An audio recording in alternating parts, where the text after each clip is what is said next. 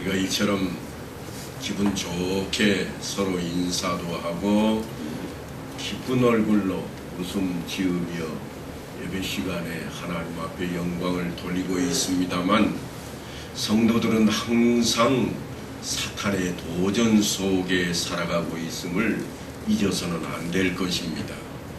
그래서 성경 말씀을 보면 근신하라, 깨어라, 너희 대적 마귀가 우는 사자같이 두루다니며 삼킬 자를 찾나니 너희는 믿음을 굳건하게 하여 그를 대적하라, 그렇게 말씀하고 있습니다. 에덴 동산에 찾아와서 인류의 조상인 아담과 하와를 유혹하여서 실패하게 만들고 죄와 죽음을 가져다 주었던 사탄은 오늘날도 우리 믿는 성도들에게 찾아와서 간교하게 유혹을 해댑니다. 그런데 이 마귀는 우리를 다양한 방법으로 공격한다고 하는 사실을 잊으면 안 됩니다. 우는 사자같이 달려온다 그래서 험상궂게 그렇게 찾아올 것 같지만 사실은 꼭 그렇지는 않습니다. 어떤 때는 사탕발림에서 우리 앞에 나타나기도 하고, 어떤 때는 아주 아름다운 모습으로 우리를 미혹하기도 하는 것입니다. 먼저는 우리의 마음과 생각 속에 찾아옵니다. 나는 괜찮을 거야, 그렇게 생각할 수 없습니다. 예수님께서 귀하게 여겨서 뽑아서 세운 12제자 가운데에도 어김없이 사탄은 등장을 했습니다. 가룟 유다가 예수님을 팔아버린 이유를 성경은 사탄이 그에게 찾아와서 역사를 이루었다고 기록해 놓고 있습니다. 마귀가 벌써 시몬의 아들 가룟 유다의 마음에 예수를 팔려는 생각을 넣었더라. 얼마나 열심히 있는 자였는가 하면 그 모임에 회계를 맡았던 그러한 인물이었습니다. 아무나 할 수 있는 그러한 자리가 아니었고, 주님을 특별히 열심을 다해서 따랐다고 하는 그였지만 그는 사탄의 도구가 되어버리고 말았습니다. 뿐만 아니라 우리의 생활과 환경 속에서 찾아오기도 합니다. 때로는 교회 생활에도 찾아와서 실패하게 만듭니다. 교회 안에 분쟁이 왜 일어나며 싸움이 왜 일어나겠습니까? 동일한 하나님, 똑같은 예수를 부르며 같은 성령 아래에 동일한 세례를 받고 성찬을 나누다가도 어떤 때에 보면 서로 얼굴조차 보기 싫어서 싸우고 덤벼들기 일쑤입니다. 무엇이 그렇게 만들까요? 주를 사랑하는 마음이 결코 그렇게 만들지 않았을 것입니다. 그들을 미혹하고 네가 옳다, 네가 바르다, 너만이 최고다, 그렇게 부추기는 사탄이 그의 마음속에 들어갔기에 그런 일이 벌어질 것입니다. 그러니까 이 사탄은 구약시대나 신약시대를 따지지 않고 때를 상관하지 않고 우리로 하여금 대립하게 만들고 시기하며 또한 싸우게 만들고 있습니다. 그래서 하나님과의 화목을 깨뜨리게 합니다. 사랑하는 성도 여러분, 그래서 성경은 이 사탄을 가리켜 회방자라 그럽니다. 거스르는 자요 반역자입니다. 그래서 하나님의 구원 사역을 회방하고 있습니다. 우리는 지금 출애굽 사건을 통해서 하나님의 구원 역사를 조망하고 있습니다만, 하나님의 그 구원 역사를 방해하는 사탄의 역사도 또한 우리가 볼 수 있게 되는 모습이 바로 그러한 자리입니다. 출애굽에 있어서 바로 왕은 사탄이 이용하는 하수인이라 말할 수 있을 것입니다. 바로라고 하는 이 단어는 오늘날 영어권에서는 파울이라 그래서 반칙하는 것을 가리키는 단어로도 쓰일 정도로 그 파생이 여러 가지로 되어 있습니다. 그래서 회방하는, 방해하는 자의 그 모습이 옛날 그 유명했던 애굽 땅에 왕의 이름이 등장하고 있는 모습입니다. 애굽, 다시 말해서 세상 나라에 그는 신이었고 세상 권세를 다 가진 자가 다름 아닌 바로였습니다. 그는 사탄의 속성을 가지고 있는 거짓말하는 자가 되어 있고 살인자로서 이스라엘 백성들을 노예로 삼고 놓아주지 않으려고 열심을 내는 인물입니다. 그래서 이스라엘을 구원하고자 하는 하나님의 그 역사에 반역의 깃발을 들고 있습니다. 그러나 하나님의 뜻을 끝까지 거역할 수는 없기에 그는 모세를 불러서 간교하게도 협상을 하고자 합니다. 바로 그것은 사탄의 속임수였습니다. 온 애굽 땅에 파리 재앙이 황폐하게 그들 앞에 펼쳐지게 되자 바로가 결단을 합니다. 너희는 이 땅에서 예배를 해라. 힘들기에 광야까지 갈 필요가 있겠느냐? 그렇게 협상 카드를 들고 나섭니다. 바로가 불러서 모세에게 이렇게 이야기합니다. 너희는 가서 이 땅에서 너희 하나님께 제사를 드리라. 떠나지는 말라고 하는 겁니다. 제사 드리는 것, 예배 드리는 것까지는 허용하겠으니 너희는 떠나지는 말라. 그러나 하나님께서는 언제나 이스라엘이 세상과 분리될 것을 원하셨습니다. 세상 안에 우리가 있지만 우리가 이 세상에 속하지 않기를 바라시는 겁니다. 이미 아브라함 때부터 하나님께서는 아브라함에게 말씀하시기를 너는 너의 고향과 친척과 아버지의 집을 떠나 내가 네게 보여줄 땅으로 가라. 그렇게 해서 자기가 이미 가지고 있던 것을 다 내려놓고 떠나게 만듭니다. 그것을 떠나서 오직 하나님만 바라볼 것을 요구하고 있습니다. 그런데 사람 사는 인생이 어디 그렇게 녹록합니까?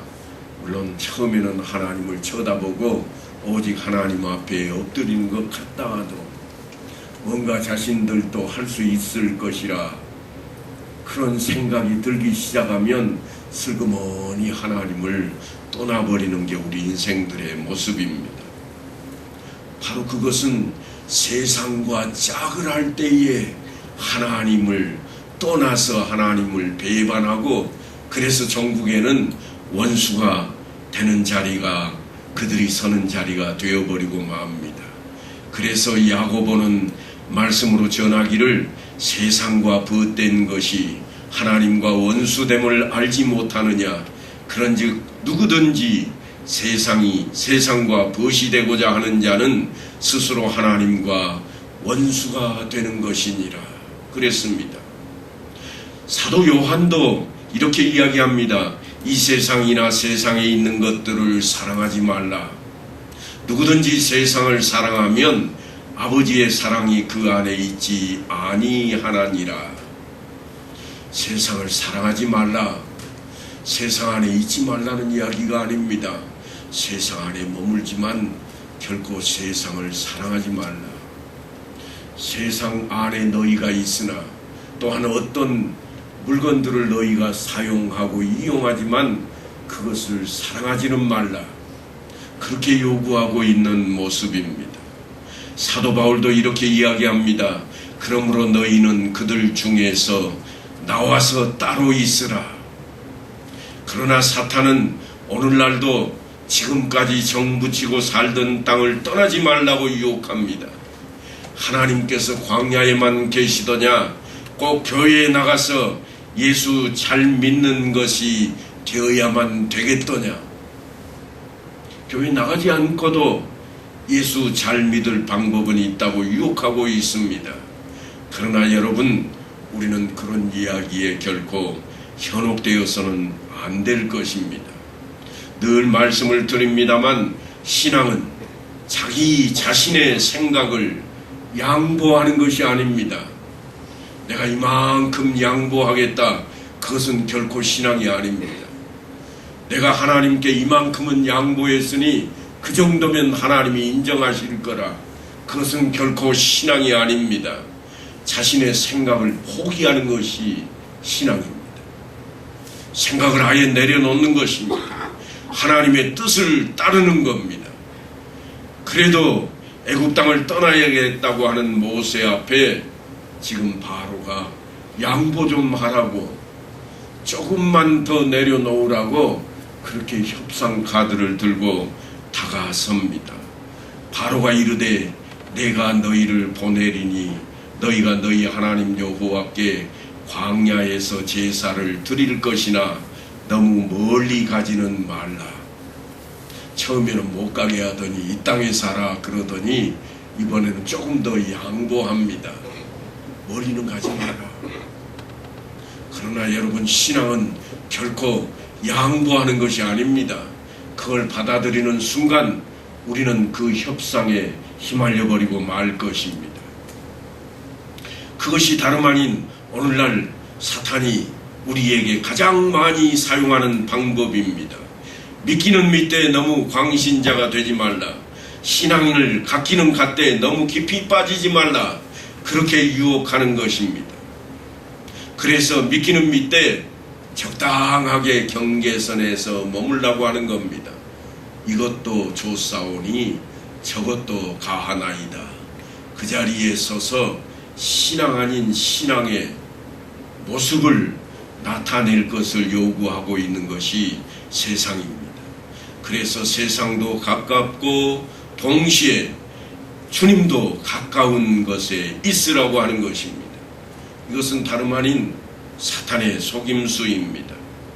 본래 사탄은 거짓말쟁이로 도적질하고 죽이고 멸망시키기 위해 찾아와 간교하게 유혹하고 있는 모습입니다. 사랑하는 성도 여러분, 우리 믿음의 선진들은 신앙의 절개를 지키기 위해서 생명을 걸고 싸웠습니다. 다니엘은 하나님께 기도하던 그 모습 때문에 사실은 사자굴에 던져져서 맹수의 밥이 될 줄을 알면서도 하루에 3번씩 예루살렘을 향해 창문을 열어놓고 기도하다가 결국은 사자굴에 떨어지고 말았습니다. 한국의 기독교 초기에도 불어닥쳤던 그 일제시대의 신사참배 강요의 끝까지 신앙을 지켰던 인물들이 있습니다. 주기철 목사님을 필두로 해서 많은 목회자들과 성도들이 얼마나 많은 피를 흘리며 죽어갔습니까? 자기의 생각이 아닌 하나님의 뜻을 따르는 길이었습니다. 자신의 안위를 생각하는 것이 아니라 하나님의 영광을 드러내는 것입니다. 그런데 우리는 종종 넘어질 때가 있습니다. 언제 가장 많이 넘어지는가? 장례 치르면서 가장 많이 넘어집니다. 형제가 다 예수를 믿지 않다 보니까 장례를 치르는 자리에서 기독교장을 하겠다고 그렇게 서로 결정을 해놓고는 사실은 목사님이 오지 않을 때는 괜찮아, 우리끼리 있을 때니까 상도 차리고 좀 우리도 절도 좀 하자, 그 정도까지도 양보 못하겠느냐, 이렇게 이야기가 시작이 됩니다. 그렇게 되면 그 장례는 절도 하고 예배도 드리고 그런 것이 되어서 아주 형제간에 우애롭게 장례를 잘 치르는 것처럼 여겨지지만 사실은 우상 앞에 절하는 자리로 끌려가 버린 것입니다. 차라리 그럴 바에는 예배를 드리지 않는 것이 오히려 낫습니다. 그것이 하나님께 합당합니다. 그래서 제가 장례가 나면 늘 가서 처음 임종 후 예배를 드리면서 유족들과 약속하는 게 있습니다. 기독교장을 하실 겁니까? 하시려면 여러분들이 다 내려놓아야 됩니다. 상 차리는 것도 절하는 것도 다 내려놓아야 됩니다. 이것이 하나님 앞에 예배가 되고 죽은 성도를 향해 하나님 앞에 경배하는 자리가 되는 것입니다. 그렇지 않으려거든 차라리 그냥 가족장으로 하십시오. 그렇게 이야기를 하는 겁니다. 그러나 사람들은 이렇게 생각합니다. 믿지 않는 형제들과 조문객을 위해서는 상도 차려야 될 것이니 예배 드리는 시간만 깨끗하게 치우고 예배 드리면 되지 않겠느냐고. 그러나 성경은 우리에게 이렇게 이야기합니다. 예수님께서 하신 말씀인데 한 사람이 두 주인을 섬기지 못할 것이니 허기를 미워하며 저를 사랑하거나 허기를 중히 여기며 저를 경히 여김이라. 하나님과 재물을 겸하여 섬기지 못할 것이라. 재물만 그런 데 있지 않습니다. 우리의 신앙도 그런 자리에 있습니다. 그러니까 하나님 앞에 온전히 예배드리는 자리로 장례 절차를 치르지 못할 생각이거든 아예 처음부터 내려놓으셔야 됩니다. 이미 천국 가신 분 예배 드리지 않는다고 지옥에 떨어지지 않습니다. 결코 하나님이 그렇게 만들지 않으실 것입니다. 여러분 보고 형제간에 싸우라고 하는 게 아닙니다. 그 시간에 잘 화합을 하되 한 마음을 품어야겠고 한 마음을 품었거든 온전해져야 된다고 하는 것입니다. 그게 신앙입니다. 그게 하나님의 사랑입니다. 오늘 성경은 애굽에서 애굽의 왕 바로가 지금 모세와 자꾸 협상하려고 하는 그 자리에 하나님이 누구신가 하는 것을 우리에게 보여주고 있습니다. 하나님이 어떤 분이신가? 적당한 선에서 그래 네가 그만큼 양보했으니 됐다 그렇게 인정하시는 하나님이신가? 아닙니다. 하나님은 결단코 그걸 원하지 않으십니다. 주님께서도 두아디라 교회 그 교회를 향해서 말씀을 전하실 때 너희가 온전해지라 그랬습니다. 온전해지라. 뿐만이 아닙니다. 빠물갈레라고 하는 그 높은 온천수가 흘러나오는 지역에서 온천수가 흘러나와서 점점 물이 흘러서 지나갈 때에 얼마 정도 지나가다 보면 도랑에서 물이 다 이제는 뜨겁지 않고 식어버립니다. 뜨뜻미지근한 물이 되어버립니다. 그런데 그 자리가 훨씬 좋을 것 같지만 사실 여러분 뜨뜻미지근한 자리는 풀도 잘 안 자란다고 그럽니다. 뜨거운 데는 뜨거운 데 자라는 이끼가 있대요.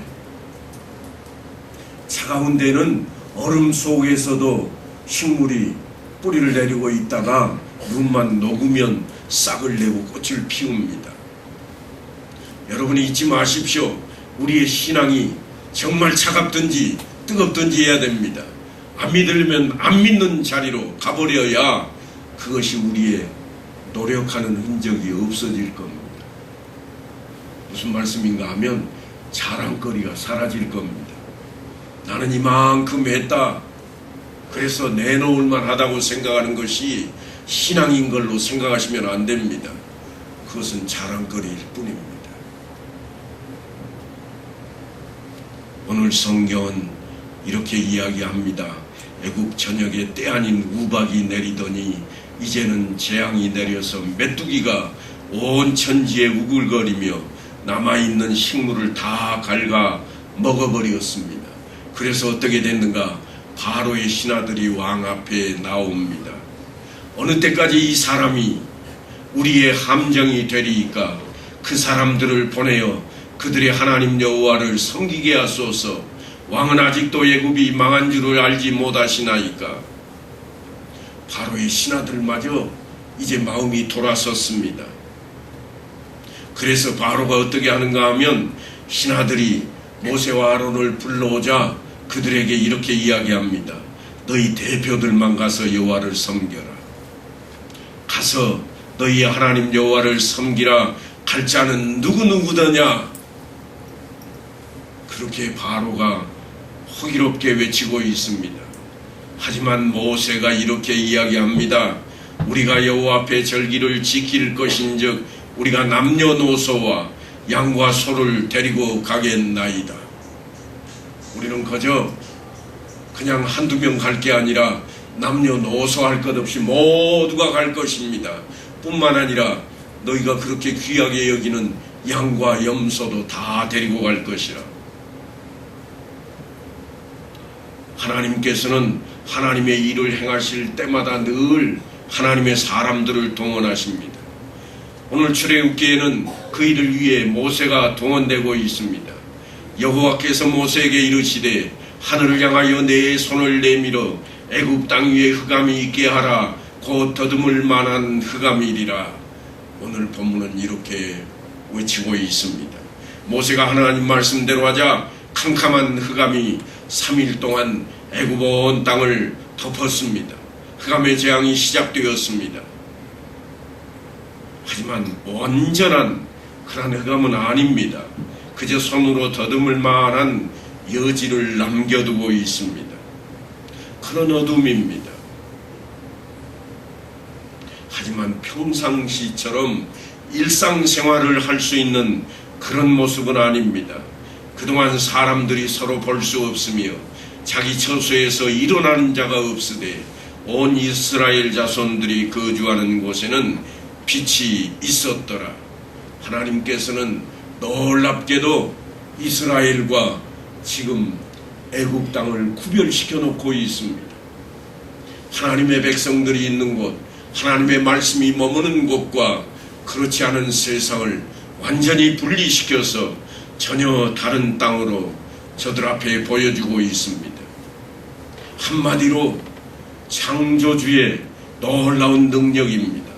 해 뜨는 곳에서든지 지는 곳에서든지 나밖에 다른 이가 없는 줄을 알게 하리라. 나는 여호와라. 다른 이가 없느니라.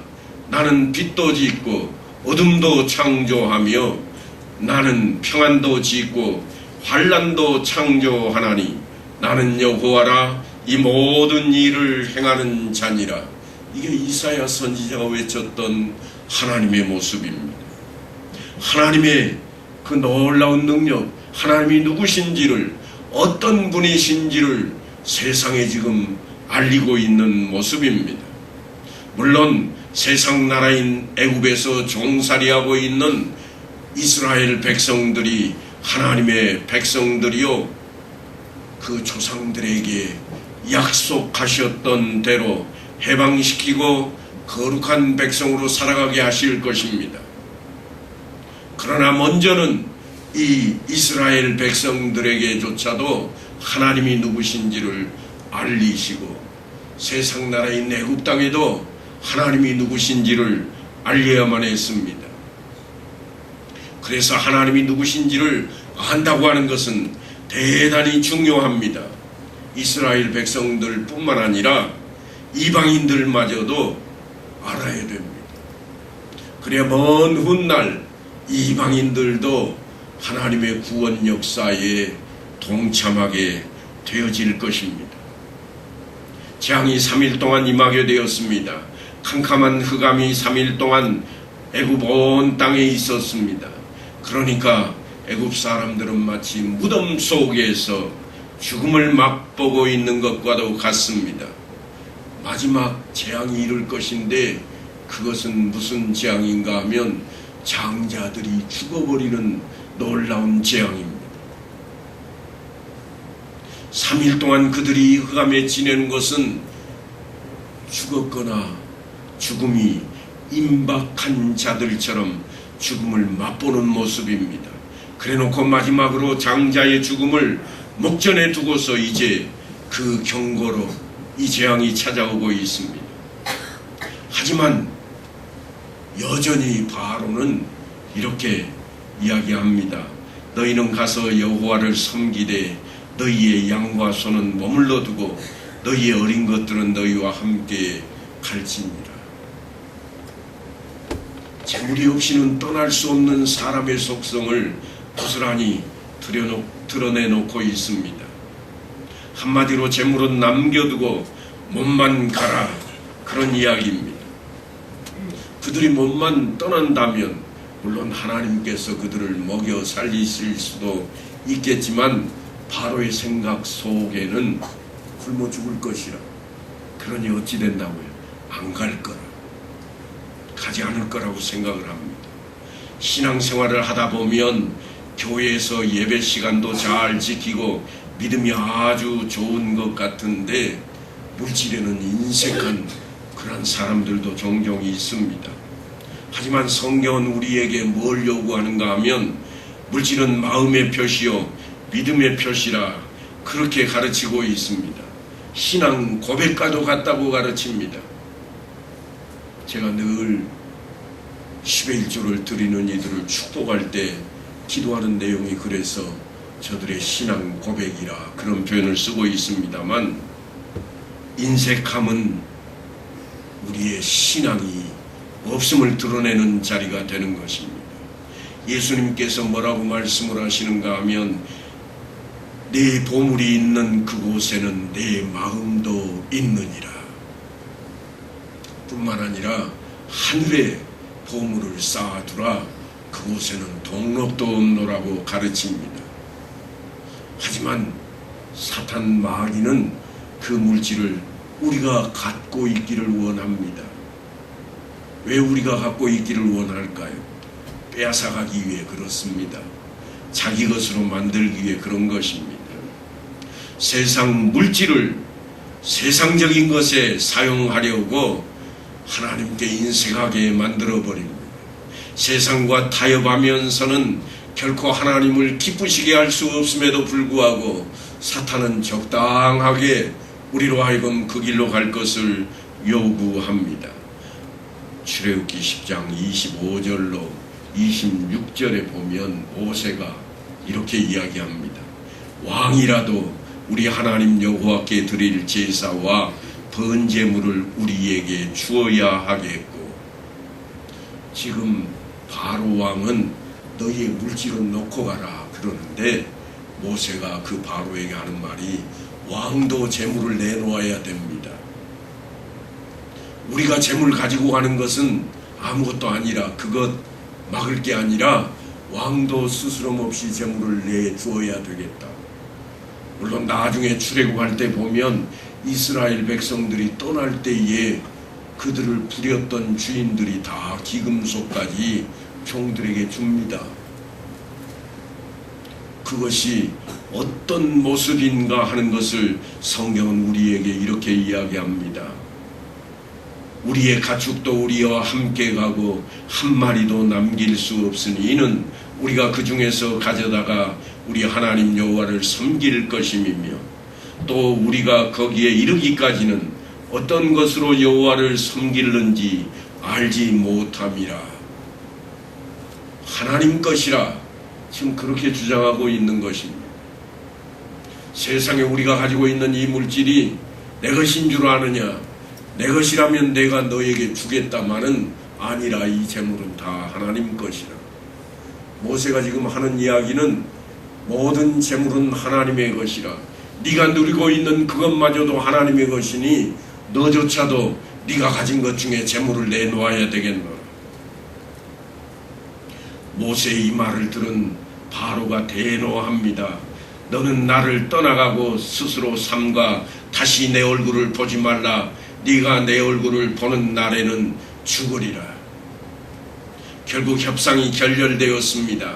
바로가 이스라엘 백성들을 모세와 함께 보내주지 않고 모세도 테이블을 박차고 일어나 버립니다. 원래부터 모세는 협상을 생각해 본 적이 없습니다. 당신이 말씀한 대로 내가 다시는 당신의 얼굴을 보지 아니하리이다.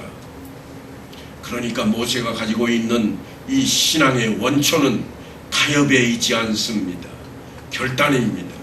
무엇인가 절충하기 위해서 양보하고 있는 것이 아닙니다. 자신을 포기해버립니다.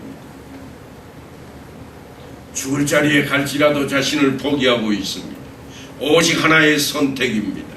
그런데 이 협상은 노동자와 사주가 만나는 그런 협상의 자리가 아니었습니다. 그들은 임금을 얼마큼 줄 것인가, 회사를 얼마나 발전시킬 것인가 하는 것을 놓고 협상하고 있지만, 우리가 가지고 있는 신앙은 그런 협상이 아닙니다. 생명을 놓고 벌이는 협상입니다. 살 것인가 죽을 것인가, 그런 이야기가 우리의 신앙에 깔려 있다고 하는 것입니다. 너는 반드시 알라. 네 자손이 이방에서 객이 되어 그들을 섬기겠고 그들을 400년 동안 네 자손을 괴롭히리니 그들이 섬기는 나라를 내가 징벌할지며 그 후에 네 자손이 큰 재물을 이끌고 나오리라. 이미 아브라함 때 하나님께서 아브라함과 약속했던 내용입니다. 지금 모세가 그 내용을 지키고자 애를 쓰고 있습니다. 완성을 위해서 나가고 있는 자리입니다. 이미 시작된 하나님의 구원 역사입니다. 아브라함에게 언약하셨던 일이 이제 모세를 통해서 이루어지고 있는 그러한 자리입니다. 하나님의 일은 세상과의 협상이 아닌 하나님의 말씀대로 이루어질 것입니다. 그러므로 우리는 항상 사탄의 도전 속에 살아가고 있다고 할지라도 근신하라 깨어라 너희 대적마귀가 우는 사자같이 두루다니며 삼킬 자를 찾나니 너희는 믿음을 굳건하게 하여 그를 대적하라 하는 그 말씀을 부여잡고 깨어 있어야 됩니다. 근신 속에 있어야 됩니다. 믿음과 신앙을 지키고 승리하는 삶을 살아야 할 것입니다. 결코 신앙은 양보로 이루어지지 않습니다. 적당한 것으로 이루어지지 않습니다. 말씀대로 이루어지는 겁니다. 우리가 어떻게 해서 구원이 이루어지는 것이 아니라 하나님의 은혜입니다. 하나님의 뜻대로 이루어질 것입니다. 내 공로가 아니라 예수 그리스도의 십자가 공로입니다. 더 이상의 것이 없습니다. 물론 우리가 움직이고 활동하는 것은 그 은혜에 감사하는 자리에서 하나님께 감사하는 마음을 드러내놓는 행동으로 우리가 예배를 드리며 우리가 영광을 돌리는 것입니다. 그것을 잊지 말고 우리에게 허락하시는 그 은혜 안에 거하며 하나님께서 허락하신 복을 받아 누리는 온 성도들 다 되시기를 간절히 축원합니다.